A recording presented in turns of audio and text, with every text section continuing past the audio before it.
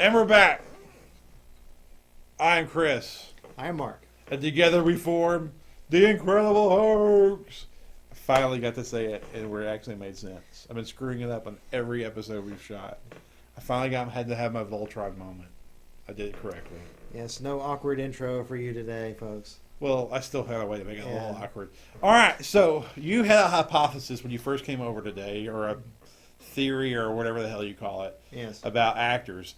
And I'm going to give you can clean up, but basically, to get to our larger point, Yes. you were saying to look at whether or not an actor is great, or to rank them 1, 2, 3, 4, you have to take in the whole of the actor, Correct. including the movies that they were in. Yeah. So if they were in good movies, bad movies, whatever, you have to count for that when you're ranking actors in terms of best of. Yeah. And Take it away.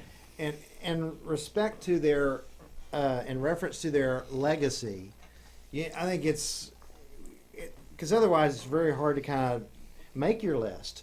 But if you focus on the whole career retrospective, you look at that.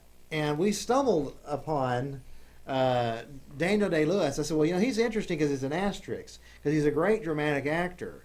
But a lot of his movies are not really good.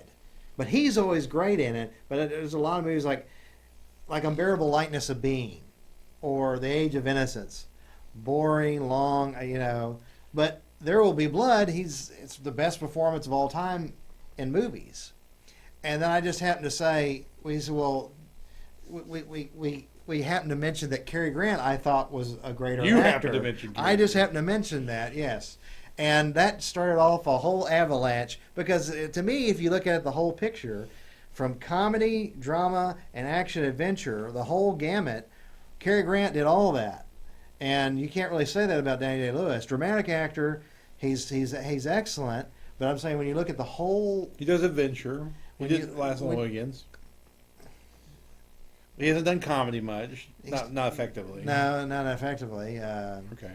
But at any rate, I stand by it. I still think Cary Grant, on the whole, is a greater actor than Daniel Day-Lewis. So that sentence right there is where our show topic. And that is where he goes sit. So it took us 2+ minutes to get there. So the show topic isn't really like, do you have to take into account? That's not really what we're talking about. You could say that's what we're talking about. It's not. Because really, that's irrelevant. He's saying take into whole account the whole career, including what kind of movies they were in. Right. To say how much better an actor is over another. Yeah. So by his rationale, let this sink in if you're watching at home. By that rationale, Cary Grant is a greater actor than Daniel Day-Lewis. Correct. Just take a moment, just let that marinate with you. Waiting. I have a rebuttal. Waiting and no, I haven't got to say my thing yet. Hang on, we got the setup now, and you made your case. Yes, go ahead.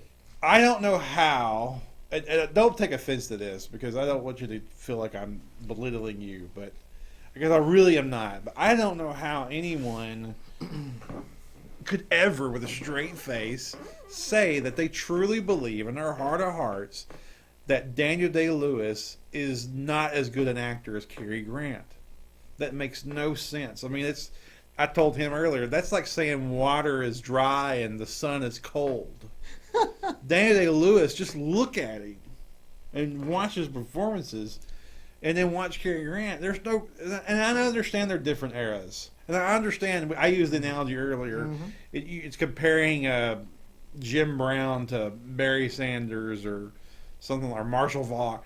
You can't compare. It's apples and oranges. They're different eras and all that kind of thing. So it's to some degree, it's not fair to either one of them to do that. True. On some level. True. But my God, just look at it. It's like seeing a cat and saying it's a dog to me. Now you're a bottle. Go for it. Okay. I can't stand that to be off, by the way. Like my OCD, I'll put that on. To me, it's like saying, okay, well, George Lucas made this great movie, and it's called Star Wars. Therefore, he made this one great movie, so it's ridiculous to say that Stanley Kubrick is a better director. And I'm like, no, it's not. Look at on the whole of what Stanley Kubrick did. He's clearly the greater director than George Lucas, and George Lucas deserves props for the Star Wars, but Stanley Kubrick is clearly by leaps and bounds the greater director.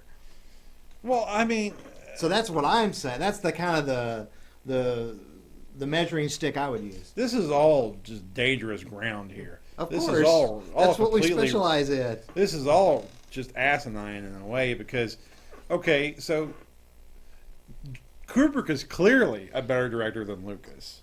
Now, one of my favorite film of all time is Star Wars. Just look at this damn room. Right. And my favorite performance is There Will Be Blood, Daniel Day-Lewis. But you can't tell me that you going back to the Kubrick George Lucas thing. I got sidetracked there with the actor. You can't look at Kubrick's film body of actually directed versus what Lucas actually directed and not say Kubrick is better. Just look at it. Even Kubrick's not as good movies are better than the not good movies of Lucas. Mm-hmm. You know what I mean? But I can look at Cary Grant and look at all the stuff he did and compare the films that Daniel Day-Lewis did and say, look, you got these high points there with Lincoln and There Will Be Blood, no question, great performances. And my left foot, you left out my left foot. And yeah, he's okay in that. Yeah. I'm talking about he won 3 Oscars, so go with the Oscar. That's true. That's true. He's good in that. But then you look at Cary Grant. Notorious, very strong, dramatic performance, and then a comedy like Arsenic and Old Lace. He's the same guy in every movie. And he's not getting enough credit for the range that he had. An action adventure, Gunga Din. I can't even believe North this. by Northwest, a mixture of thriller and comedy. Okay, so Anyway, okay, going back, I like your Kubrick Lucas analogy. okay, Look at the nuances of their craft of how they apply it. You could tell by watching a Kubrick movie that he has more attention to detail, that he has more attention to nuance. There's more layers to it. So definitely, he's a better director than Lucas. Lucas had the one great one, but you could always make the argument, well, Lucas was instrumental in 3 Indiana Jones. We won't count the 4th one. And he was instrumental in all of the Star Wars series. He was, except for the 2 new ones. And he did the post-production direction of Jurassic Park. I mean, he edited the movie basically, or supervised the editing. yeah, So you could always make the argument and bring in those movies in his defense or whatever. But sure. what my point is, I'm losing my point. My point is, watch the nuances of them apply their craft. Right.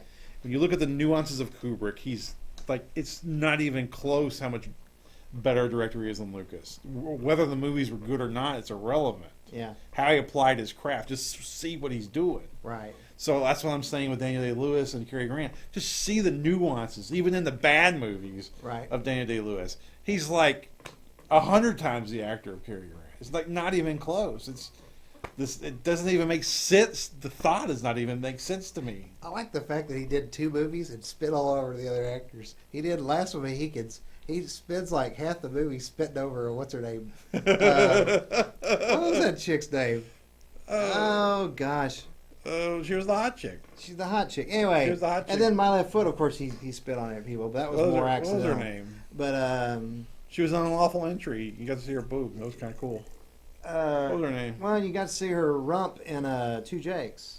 We're just talking about when you see this chick naked now. And, That's what this is good. Devout. No, she's a hot Evolved chick. into- What's her name? Whatever her name Didn't is. she? Didn't she? She's one of those chicks that has like 3 names or something. I don't know. They all had 3 names in the 90s. Madeline Stowe. Stowe. Madeline Stowe. That's it. Madeline Stowe. Oh, I was bet hot. she's still hot too, by the way. Good Lord. I bet Yeah, aged well. she filled in on TCM. She's still hot. All right, cool. All right, we're off the subject. All right, finish your closing argument. We got to wrap up. Bottom line is, I think both are great. But when I have to pick legacy, I have to have a criteria to choose, and so that led to this fun. Enjoy. To me, it's like some sort of weird algorithm you created.